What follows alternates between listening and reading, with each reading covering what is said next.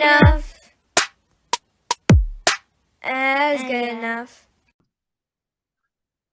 Mark, good to see you. Hey, Sam. Hey, I have a new employee. Hey, by the way, it's good. It's good to be seen. Isn't that what we're supposed to say? It's good enough. This is what we're supposed to say at our age. That's what my old man used to say. It's good to be seen. No, it's good. At my age right now, after the week, we've lost some people here that I've known here in town, and I'm like, yeah, it's good to be seen. Yeah. And my dad was, I got up on this side of the ground. That's didn't see worms or roots. Yeah, boy. Oh, anyway, boy. Hey, I'm really excited about our guest today. But before we get into that, we've got to do some business, I think, right? Hi, y'all. Welcome to Good Enough. We are sponsored by the Right Choice Farm Stay and Catering right here in Northern California. We've got a wonderful orchard now filled with apples and all kinds of stuff. And I've been making apple juice, and I'm going to learn how to make cider. And, I'll just sit here and destroy my liver right here on the farm. But then also the Happy Friday Neighbors newsletter, which comes out every Friday. Last 25 years. I always say 25 years. It's probably over 25 years now. I'm sure of that. And 4 a.m. Love to have you on it. Come and send us your email. Samuel. Well, here in beautiful Bloomington, Illinois, in the middle of the Midwest, we're brought to you by Pride Staff, a full service staffing agency. We do temp to hire, direct hire, headhunting, and among other things. That headhunting is a lost art, isn't it?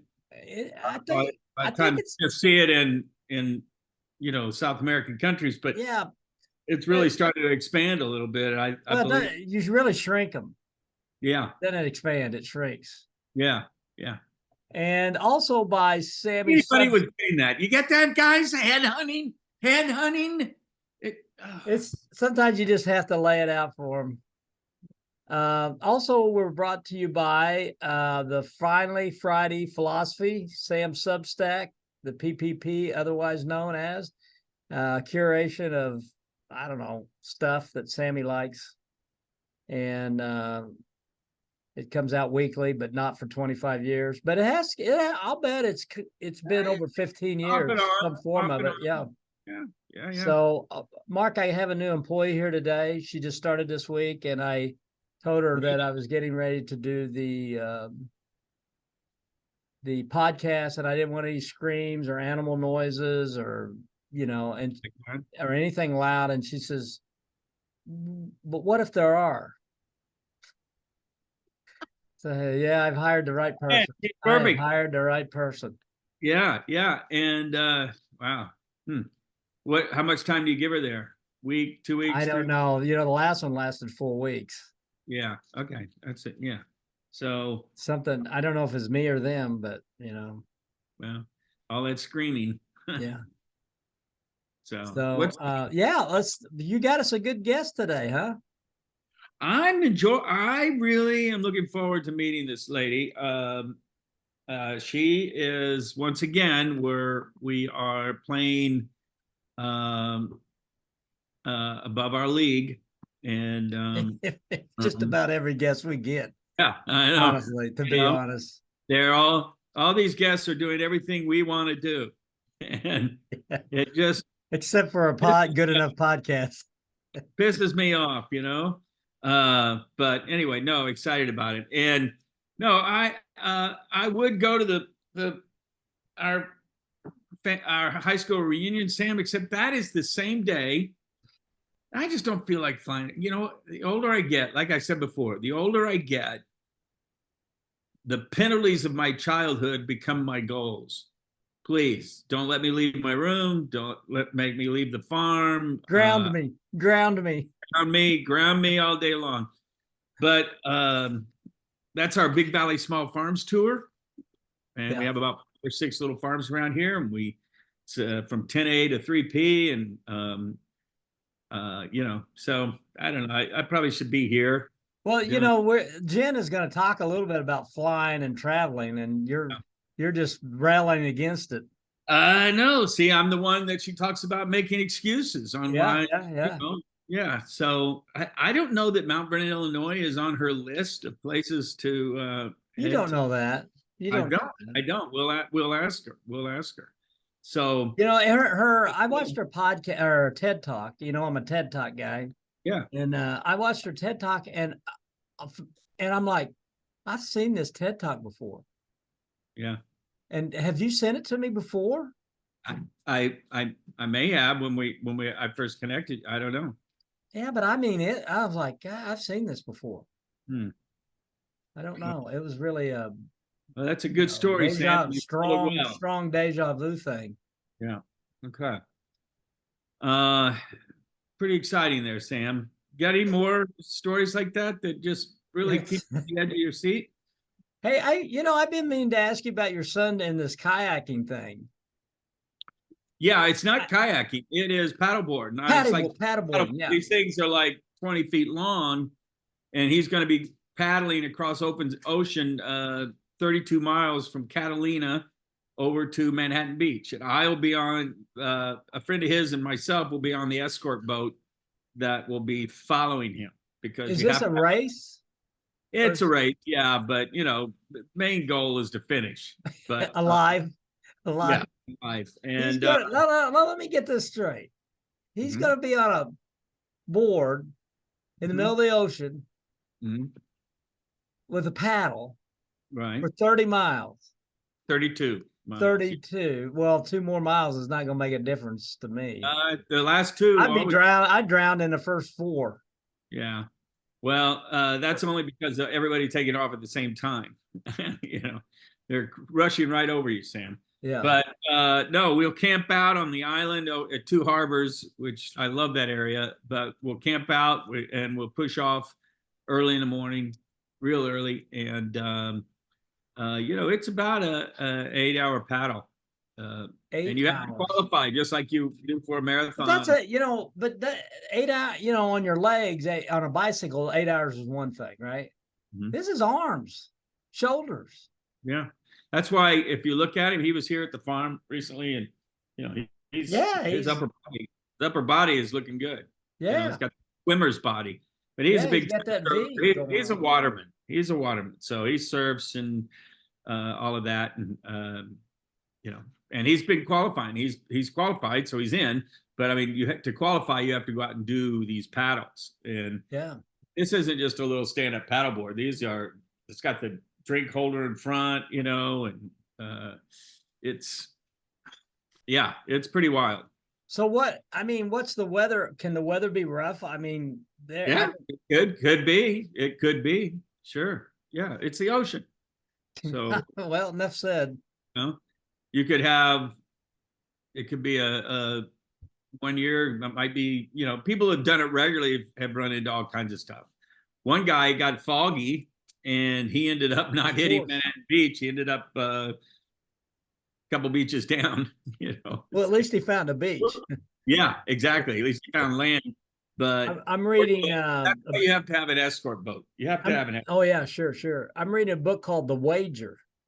Yeah, I have that actually. I haven't. Yeah, I'm telling you, I'm about a third into it, but I mean the stuff that this crew went through before they even got to the bad stuff. I'm like, why would anybody in their right mind climb on a boat back then? Yeah. No, yep. Because their dad did it and their grandfather or they were captured and pressed into or they were press ganged into it. Press ganged into it. That's right. That's crazy stuff. Man. We got it easy here, Mark. I'm excited about it. He's doing that August 25th. August 25th. We'll be driving down there, and Tammy will hover in the safety of the helicopter, and the rest of us will be on that boat.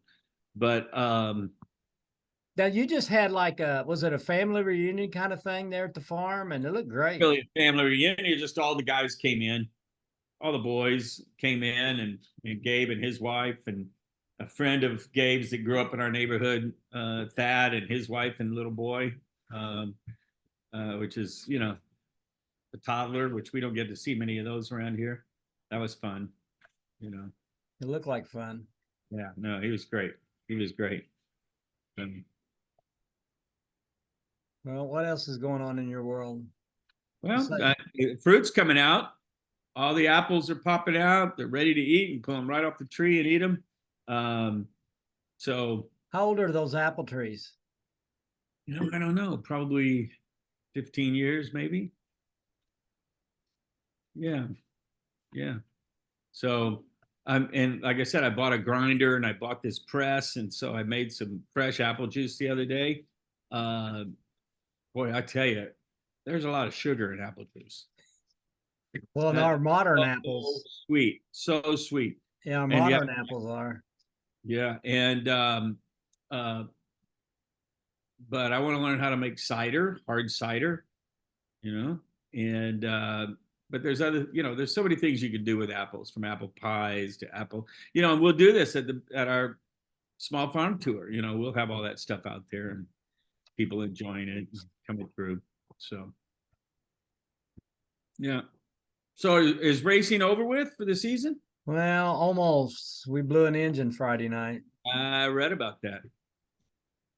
So we still got the quarter midget nationals to go, and he's leading one of the categories there, and second in another, and third in another, and then the regionals, he's first in all three categories, and we got one regional left, so he should be, Wow. But Just missing the big car, huh? yeah, it was so bad because we were so jacked up after the heat because he's figured some things out. The crew figured some things out, and all of a sudden the car started getting fast. And he actually had a race with a couple different cars. And when he finally figured out how to get around them, he started gapping them. And then they're a short race, so he didn't have a lot of time to catch the group in front of him. But if he caught the group in front of him, he'd been with the leaders. Wow. And Wow. so Travis and I were all jacked up. I was like, yeah. Then he didn't come around, waiting at the trailer. I was like, well, if he ain't here, there's something wrong. Right. So pretty soon they come the push truck was pushing him down the road to the trailer. And when the car went by, I could smell it. I was like, yeah, something ain't right.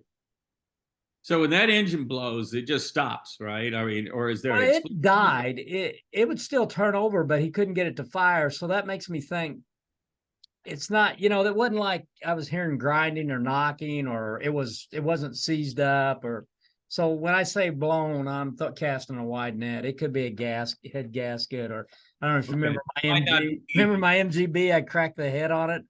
Yeah. And opened the oil filter out, and steam came out. I was like, I don't think that's right. I'm pretty sure. So it might, to fix, it may not be as bad as you think it is. Right. But we'll see. We got to take it to get it refreshed anyway. So, hey, it's 4:00. All right. I'll see you on the other side. All right, man. Bye. All right. I'm excited about this. Yeah. Hey, Jen. There Look she is. at that.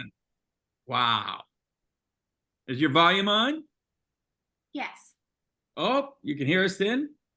Excellent. Yes, I can hear you. Wow. I got to tell you, Jen, we are playing above our league with you. So I've been reading about you, been looking at your blog and all that stuff, and we want to know everything about you. So tell us who you are. I mean, I guess we can kind of introduce you a little bit, but I think you're better off doing it yourself. And well, thank you. Thank you so much, Mark. I really appreciate the kind words. That's very sweet of you to say. My name is Jen Ruiz. I am a lawyer turned full-time travel blogger, author, and entrepreneur at Jen on a Jet Plane. I am a 3-time TEDx speaker, award-winning travel journalist, and my new book, 12 Trips in 12 Months, just launched this summer. Wow. Excellent. And my co-host, this is Sam, by the way. Hi, Sam. Hi, Jen. Good to meet you. High school together. Likewise. We started this podcast a year ago or so, and we primarily talk with authors. There we are. Good enough. It's good enough. That's all it is. It's just brought to you by our favorite philosopher. Yes. Mediocrities. Yeah. Well, so all right. Let's start. Where were you born? So I was born in Puerto Rico. Okay. And I lived there till I was 6 before I moved to Philadelphia. Philadelphia. Okay. And where did you go? So you went to school. You're a lawyer. Wow. Yes. So I went to college in Florida and law school in Maryland. So kind of all over the East Coast. And I practiced for a bit in South Florida. What kind of law? What kind of law practice did you have? I worked in Social Security disability law for 2 years, and I also worked in a nonprofit doing contract law for a bit. That perfect law for Mark and I. Yeah, yeah. I am blind in my right eye, and I'm over 65. Jen, help me. Help. You know, but and then everything I read or we read is you just have this passion for traveling. Now, are you this personal? Are you married? Do you have kids? Anything like that? I would like to one day, but no, as of yet, it has not happened. Well, that was the whole theory of the TED Talk, that one TED Talk, right? Right. That if, while you're waiting for it to happen, you really have to live your life, and you can't be on pause until somebody else walks into your life and activates it. So I think that that's what I've been doing, just really trying to make the most out of the circumstances that I'm in and become the best person possible, so that when that relationship presents itself, I'll be able to contribute to it. And hopefully, soon, but I am still traveling. I have a base now in Florida. I recently purchased a property here in St. Pete, and I love having a base. Yes, so it's nice. Nice area, yeah. Did you ever read Midnight in the Garden of Good and Evil? I didn't. At the beginning of the book starts with this guy, as the airline prices go down so low, him and his friends started taking trips on weekends. And that's how he ended up in Savannah. Wow, I have to check it out. Thank you so much for the tip. But as you were talking on your TED Talk, that's all I could think about. I was like, sound like, because that was your goal, right? Originally, a trip, just an over weekend thing, and be back at work Monday morning in the. Exactly. That was the goal, to do one a month and not putting the pressure on myself to have to go across the world for it to count as travel, which I think so many people do, right? They're like, oh, I don't have enough money yet to go. I don't have enough time saved up to go, because they think that travel has to be this major thing. But I think travel can be done in micro doses, and it can be something that really invigorates you and makes you feel recharged, so that you can go back to work and be more productive if you're, injecting these little trips and little breaks into your everyday schedule. Well, you mentioned, throughout, you talk about 12, obviously writing the book, 12 and 12 months, but you ended up going beyond that, 20 trips, right? So how did you start out? Where did you, so by the way, were your parents, did they travel with you a lot? Did they put this bug in you? Or? So my mom was a teacher. She definitely put the bug in me of learning. And I think that that's the fun part about being a traveler, is that every place that you go, it's why I don't get bored or ever think, this is a lame place to visit, because I feel like there's something to learn and stories to be found everywhere. Even the most random US towns have really cool things, like really cool history, really cool places, really cool businesses. And so I enjoy discovering that. And I think that's a love of learning that was ingrained in me from very early on. Where was your first trip? I did travel, throughout my life, like to and from Puerto Rico. When you made a decision to be 12 trips in 12 months, and you were in where? South Florida, or were you in Philly at this time? Or I was in Greece when I made that decision. Huh. So I was. You already started traveling. Yes, so is that the family you ended up with in the TED Talk? Yes, the 9-person Italian family that we went around Meteora together to see the different monasteries. Yes, so I had already begun a few years prior to that traveling on my birthday, because I realized that traveling on your birthday was a great way to mark the passage of time, to have this memorable way of thinking, when I turned X years I was in this country, versus like, oh, I sat there at a birthday party and people did or didn't show up, or, I was worried for all these other things. And so for me, I found that I loved celebrating my birthday while traveling. And so that 12 trips in 12 months challenge was an extension of what I had already identified, already loved, and trying to see if I could make that feeling last all year long. That's interesting. I have, and it wasn't a conscious decision, but I've traveled on my birthday for years because of work, and the conferences I were in was always over my birthday. So not this year, but the last year I was at Mark's farm out in California. You see? Traveled out there. Yeah. It's And one I that's wish I'd had back, but they can't all be great. Hey, you got to No, meet Rosie and Bud. That's right. It was a wonderful experience. Wonderful experience. And I'm ready to go back. He's got a wonderful place out there, Jen. If you get the chance to travel out there, you should do it. He's got an Airbnb. Wow. Well, that's amazing. I agree. And that's exactly what I'm saying, just finding these places that really make you feel at ease. Like it feels like your nervous system does well on his farm, maybe. And I love that. I think that more people should make it a priority to visit places like this. So what's your favorite destination?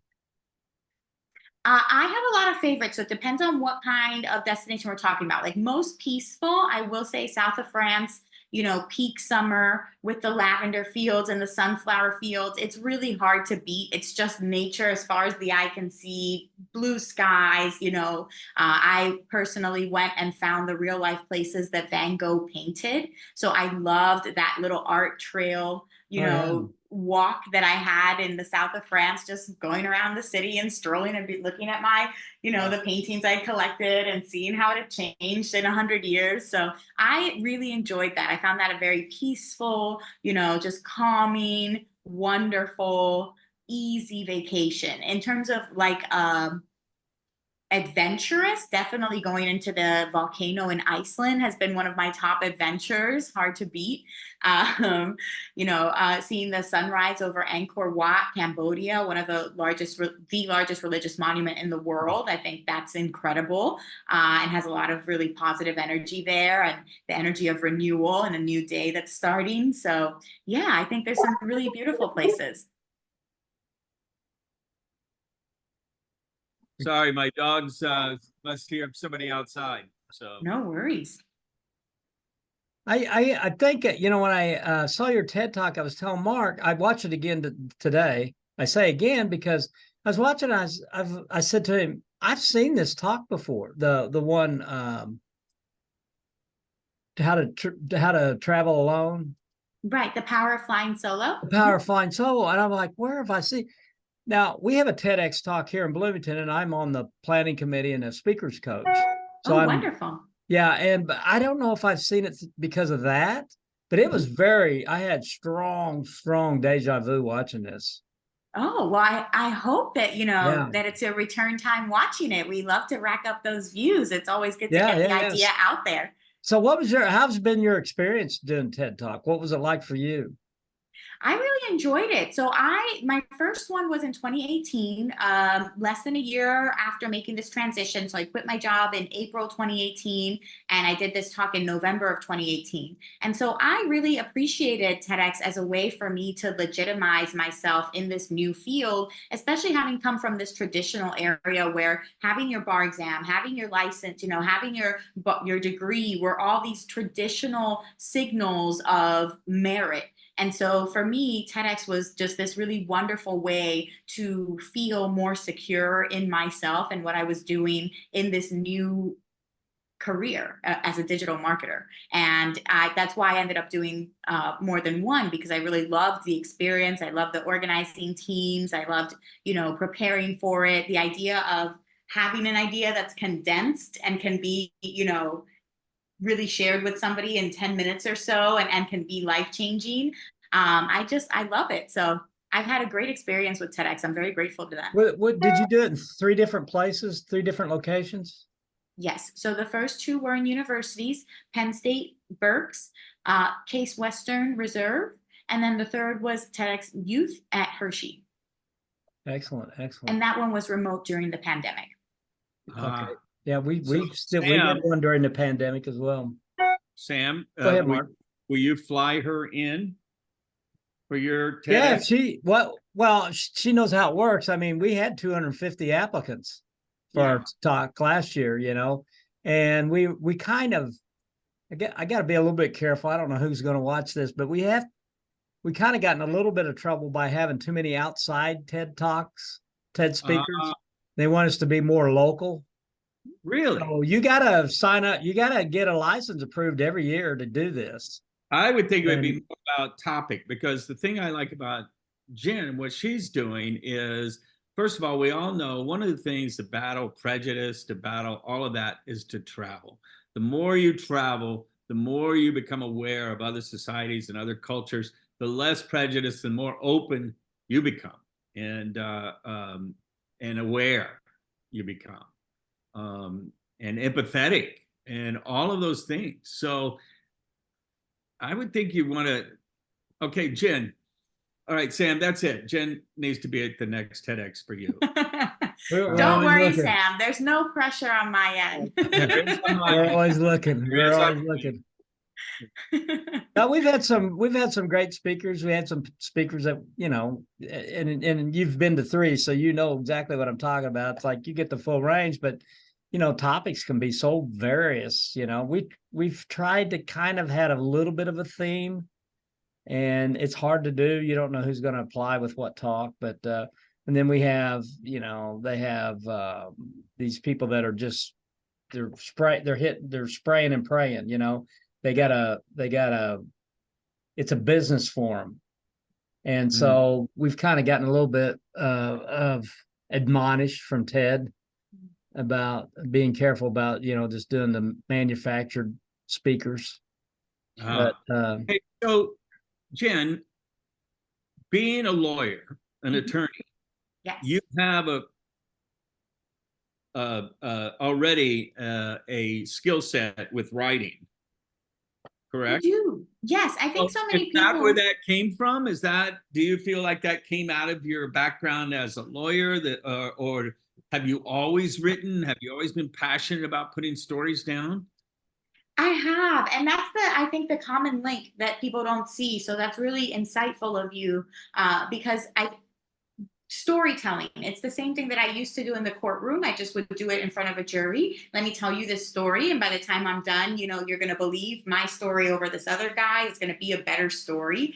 It's going to make more sense, going to be more compelling. And that's what I'm doing now. Only it's let me tell you this story about this small business or this destination. And by the time I'm done, you're going to be moved to go spend your tourism dollars there, to really be aware of that, to add that to your bucket list.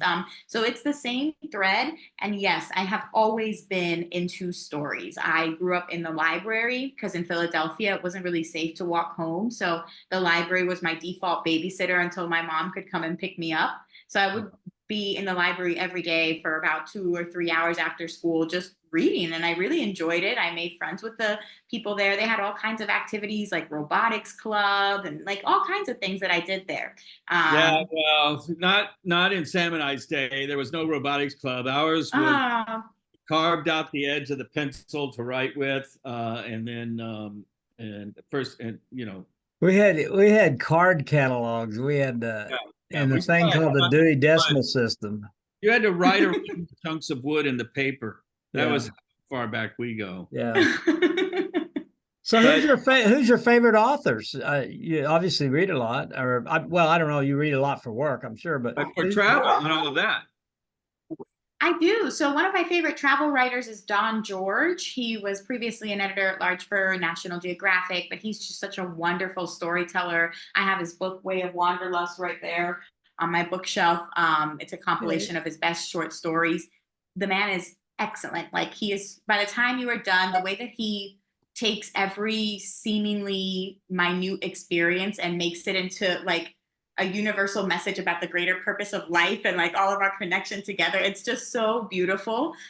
His writing is really, really impactful and one of my favorites.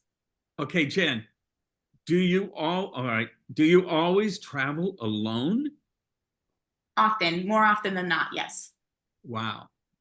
And okay, so that obviously leads to, because I think, first of all, I think women are the bravest especially young women, the bravest people in the world, because just, I mean, all of the BS out there. But you in your travel, I mean, do you keep a head on a swivel and look for red flags, and what is it that you what are some of the warning signals that you get, especially if we have daughters that are heading out and they want to go travel? I think research always helps when you're just starting, right? If you know where you're going, you have a plan, you know where the train station is in reference to the hotel, you know how you're getting from the airport to the hotel. You're not looking lost. You're not making these kind of off the cuff decisions in the moment, possibly being swayed by people around you. Like, you're following a plan you've already set. So I think for somebody who's starting, knowledge is power. Researching, having your plans, having things arranged, it can seem less sexy, less spontaneous, right? But I think it's really such a wonderful way to give yourself that relief of knowing that you know exactly what's happening and you're not just looking lost, and you're not wasting time on the ground either, missing the opportunity to go into places where tickets have sold out or things of the sort. So you really have a smooth trip. I think that's the first thing. I would also recommend connecting with other solo female travelers on the ground, and other locals through solo female traveler Facebook groups. There's a lot of them. Girls Love Travelers, Solo Female Travels Club, a bunch of them. The wonderful community. And so go in there and ask, hey, what should I know? What neighborhood should I steer clear of? Is there anything I should be aware of? I'm going to be there. Is there anybody that wants to like meet up for coffee while I'm there, just to have a friendly face? And so lots of ways that you can connect and get that information, straight from other females on the ground. Okay, so when you travel, and we have the poor man's version of podcasting, so we don't have a whole lot of time. So I want to get out. I'm gonna, this will be over before you know it. Fire hose you with these questions. All right. Do you always stay in hotels or Airbnb, short-term rentals, locals? Where do you usually stay? Stay wherever the price is right and the reviews are right. So I do a comparison of the two. And if I feel safe, like it meets my amenities and my needs, which are usually at least a private room, because I like to be comfortable, set the temperature to my liking and not have to worry about safety. So a private room, in an area of town that I feel comfortable in, I will search across the different various mediums to see which one's the best. So you're not staying in youth hostels or anything like that, typically? I might, if it's a private room. In New Zealand, I stayed in a hostel in a private room because that was the best option price-wise, and it had really good reviews. I wasn't worried about the noise or anything. I read the reviews beforehand, and so that was the best option at that time, that private room there. Similarly, in New York, I just stayed at the Pod Hotel, which can be a hostel, but on the upper levels, they have private rooms. So that was much more affordable, because New York in the summer can be like $600, $700 a night or something crazy. And this room, private room, very comfortable, newly done, $200 a night. So big difference. That's interesting. So New York City was one of your travel destinations. Yes, I've been to and from New York quite a few times this summer. All right. Packing. I use packing cubes.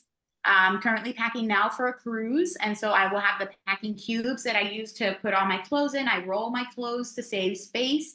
I pack all of my toiletries in one handy bag, so if I need to remove it during security internationally, because even though I have pre-check here, that doesn't apply when you're international, I can just really quickly take that out. I have my roller bag that I take with me, and I have a backpack that goes underneath the seat in front of me. And I always make sure that I have everything I need for that flight in the backpack, like portable slippers, a blanket, headphones, any other things, hand sanitizers, wipes for the seat around me, all of that, I have it in that already. But do you pack, is it always a carry-on, or have you got a suitcase? So for this cruise, I'm going with a checked bag. If it's it's 2 weeks and it's it's quite some time. So I'm going to be going with a bigger bag. If it was a shorter trip, maybe 3 or 4 days, I would go just with the roller carry-on. Well, 2 weeks for me, that's extra change of underwear. At least one. Who's the famous travel writer? Rick Steves? Rick Steves, my hero. I subscribe, and I've gone to Europe for 3 weeks with a carry-on, And Well, Rick Steves looks like he lives out of a well, the thing is, knapsack. I mean, honestly, his whole deal is you pack one pair of jeans, you wear it for 4 days. yeah. You know, and you Well, can Anthony walk Bourdain was a little around like the that state, too. things He'd like have the that. same shirt on one day to the next. Yeah. You So absolutely can. You can absolutely do a capsule wardrobe. In this case, I'm celebrating finishing the book tour, so I want to have pretty dresses that I'm wearing around Europe, and so that's basically why. And since it's just plus, the clothes, plus with a cruise, there's all kinds of things going on. You know, you might be having dinner with the captain one evening, you know, stuff like that. So exactly. Did well, you, are you, is your book self-published or do you, tell us a little bit about the actual mechanics of getting your book out there? The first 5 books that I did were self-published, and I self-published those between 2018 and 2020. And then in 2020, when the pandemic hit, I worked to get a traditional book deal for my memoir. The first 5 books were nonfiction instructional. The memoir is narrative, what actually happened. So it's a different genre. And I wanted, because it's a story, I wanted to have editors working on it with me, possibly have film and TV rights and all of that included. So I got a book deal with Blackstone Publishing after first getting a literary agent. So first you have to get the agent, then the agent pitches you to publishing companies, and then 4 years later, your book is out into the world. 4 years later. okay. And I've dealt with literary agents. At least I've had friends who've dealt with literary agents. And when you were looking for that agent, how many times did they want you to rewrite? The agent was actually pretty good because I worked with a coach both for my query letter. So to first get the agent's attention, you submit a 1-page query letter. And then if you have a fiction book, you would write the whole book. But for nonfiction, you write a book proposal, which is 20 to 30 pages and includes your marketing plan in the first 2 or 3 chapters of the book. And so I worked extensively with the coach to prepare those materials over months before I even sent them to the agent. So the agent requested them like in November 2020, and I didn't send her that until July of 2021. Wow. Because my coach said, it doesn't matter when you send it. What matters is that when you send it, it's perfect. Okay, Jen, you must have had some stock options or something. How are you surviving during those salad days?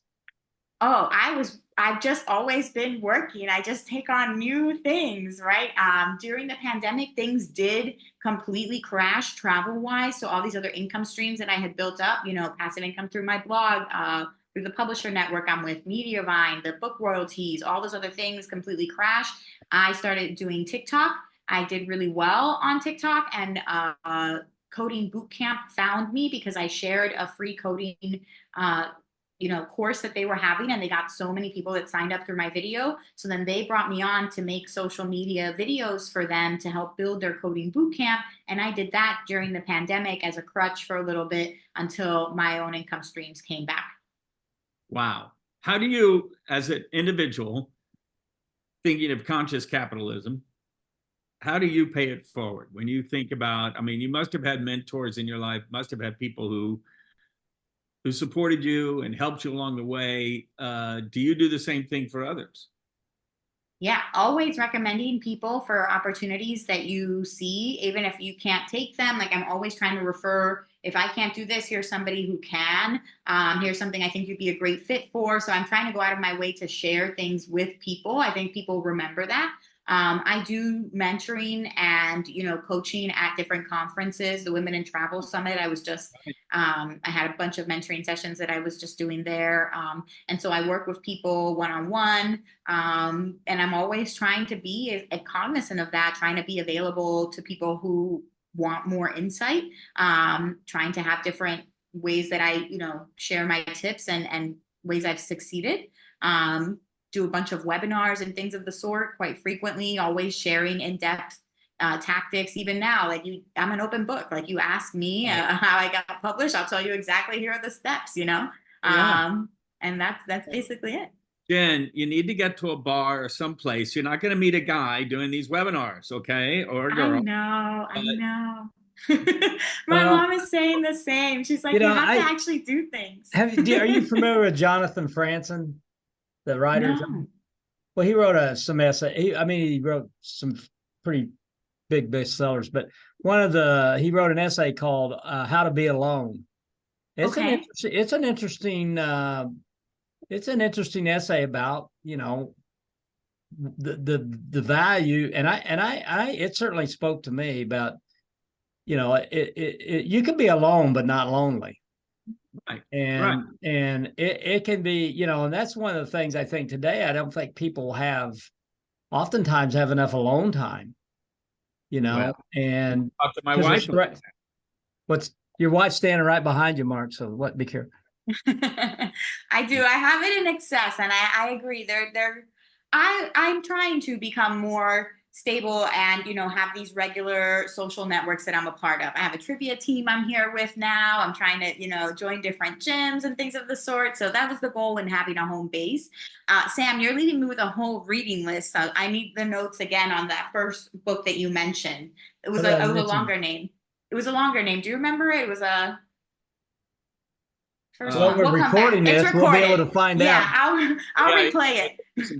Hey, by the way, I have a 30-year-old son who lives in Atlanta, so I just want to put that out there. No, we're not. We don't want to get into the matchmaking business. He's in the movie business, so there are times when he could go travel with you. Well, I hesitated saying this, but after the last couple of weeks, I wanted to say, do you have a lot of cats too? That launches us into politics, right? You animals, you can't have animals. It's That's not fair to the animals. Yeah, I wish I could. I would love to have a puppy. I would love that, but no, it's just not fair. It's right. Not. Hey, but mistakes, and I don't think it was a mistake actually, because I've really enjoyed the adventure. We moved from the city and bought this farm 4 years ago, a little over 4 years ago, and I just thought, okay, now I'm going to rescue 2 mini pigs that I ended up rescuing. And we got some chickens. And I rescued a big cicada tortoise. Cool. The thing is, you can't leave. I mean, you got to find someone who cares for cicada tortoises. And we have, so that's great. But the turtle herder, the turtle whisperer. Yeah. Whisperer. Jen, what's your blog's name? It's Jen on a jet plane, like leaving on a jet plane. Yeah.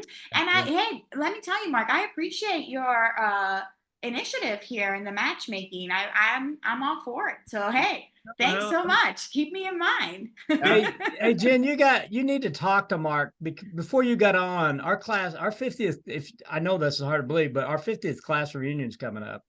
Congratulations. And I asked, and we're both from Southern Illinois, Mount Vernon. And I said, are you flying back in? Because they asked Mark and I to do kind of a stick at the class reunion. And he says, no, I just don't like to travel anymore. It's because he has I said, Mark, we're getting ready to talk to the queen of travel. I am picky about where I travel. Sure. No, like to the kitchen, to the couch, to the front porch, with all those old people. It's and would I love to just show up there, do some shtick, and go away? Yeah, but he's got a big event at the farm, and I'm going to we have our Big Valley Small Farms tour that day, where we have all these little farms and people come in. We do, give them a tour of the place and all of this stuff. And so that's an all day. Sounds lovely. What do you, Jim, what's your number one trick, hack thing about, if you say, look, this is something I found, I always do this when you're traveling. This makes life, because traveling, while it can be adventurous and stuff, I spent all day at Denver Airport. 24 hours at Denver Airport one time, but do you have some kind of hack where you like, this is my main thing about traveling? I have a few hacks. If that was the case, like how to come back 24 hours at an airport, I buy Priority Pass on Black Friday when they put it on sale every year, and you can have that to get you into lounges. So at least you can get someplace like the Minute Suites. They let you lay down. I took a nap there on my way back on a red eye recently. And so that's a way that you can get out of the main airport and just kind of have some space, freshen up, be comfortable.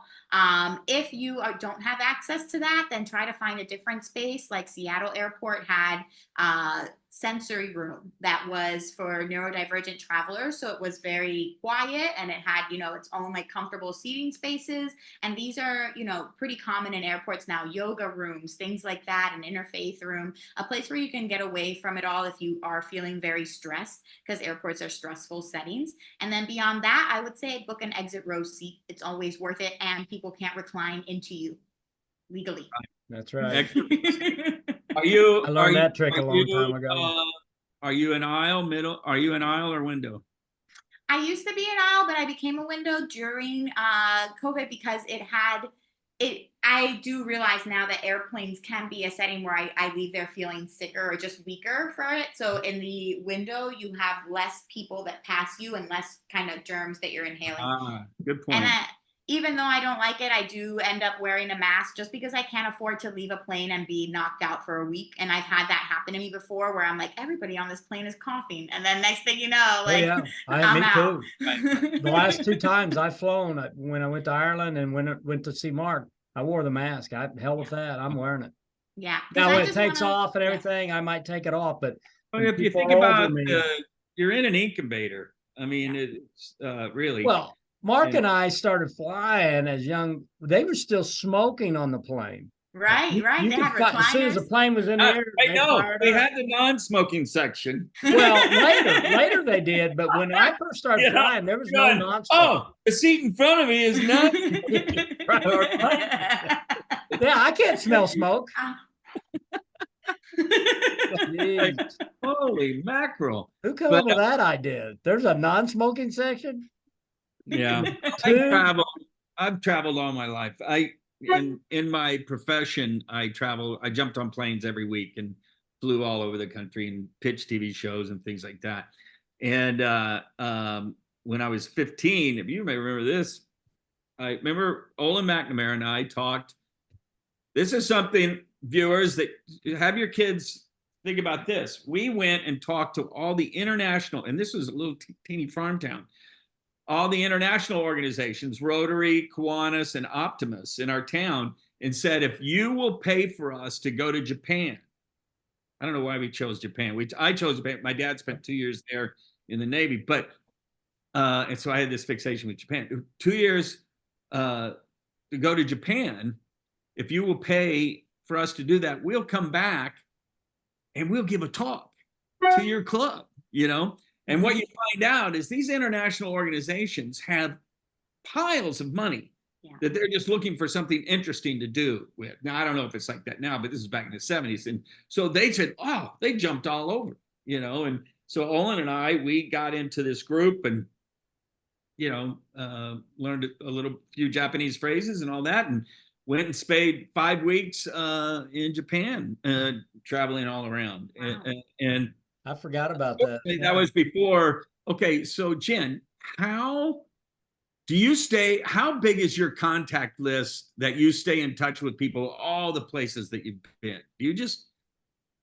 Well, thankfully, social media makes that easy now, right? Because we just connect.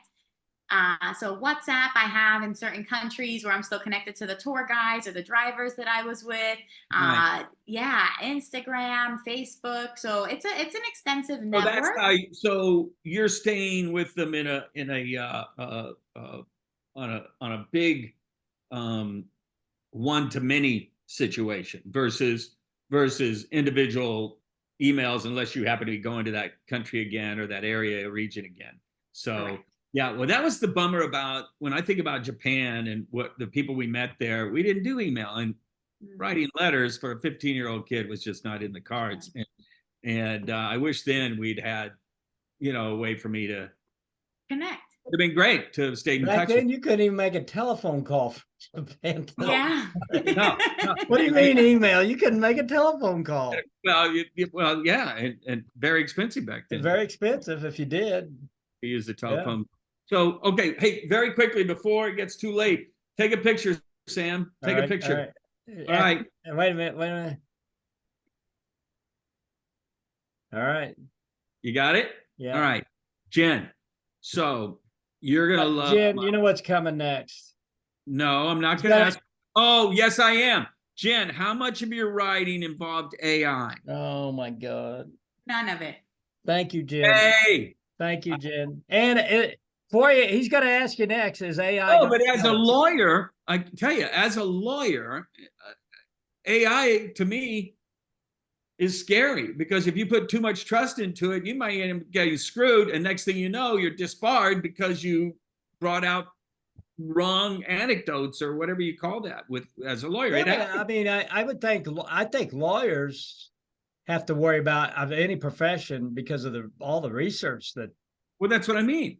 Yeah, but Been lawyers that have been dinged who have been really chastised because they used. you got to back up your work, but I can't imagine this is not a boon to lawyers for research.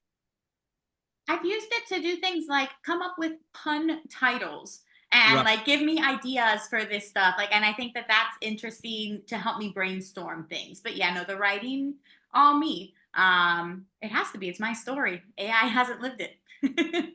Right. But I have a feeling, and I think we've heard it from other writers, that the publishing companies now are asking you to say, did you use any AI? Did Yes. you know, so you have to divulge or own up to it if you did. So Absolutely. Yeah. yeah. Jen, remember, his name's Jackson Lips. He lives in Atlanta. Atlanta. I know. And he's just a great kid. You're going to love him. And be great to have you both out to the farm someday. And, you know, we'll have the wedding here. You'll love it. Lord have mercy. I'm sorry, Jen. I really am. No, the tortoise is the ring bearer. Right. It's going to be a slow service. That's going to be a slow service. Hey, Well, we're down to it. We got to say our goodbyes. All right, Jen, you are living your life. That is the most important thing in the world, right. living your life. And that's the most so attractive that you're doing that, because people don't realize that a lot of times until they get to that age where they're on their bed and they're going, oh, Hey, Jen, thank you so much. We appreciate your time. We'll post all our links and stuff in this and share this podcast. Share this podcast. Yeah, absolutely. Thank you, Sam and Mark. Bye-bye. Good.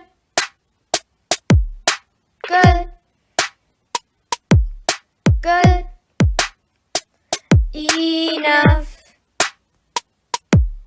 As good enough.